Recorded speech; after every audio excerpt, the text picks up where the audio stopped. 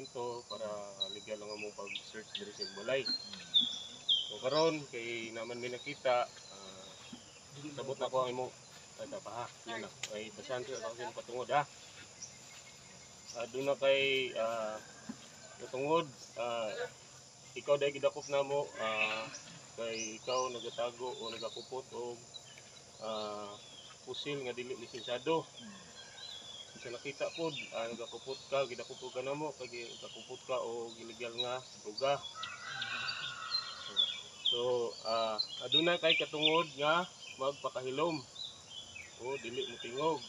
Kung sa man ang imong istorya, pwede nimo gamiton, korte o pwede mo gamiton bato kanimo sa asa man nga korte sa Pilipinas. Aduna kay katungod nga makuha og kaugalingon nimo nga abogado o private nga abogado kung nakay kapasidad. Kung wala kay kapasidad, aduna pwede nga hatagan ka sa gobyerno og libre nga abogado o mo nang ginatawag nato nga PAW ng Public Attorney's Office. Pwede ka tagaan sa gobyerno pinaagi ni ana o nasabtan ba nimo tanan akong giingon?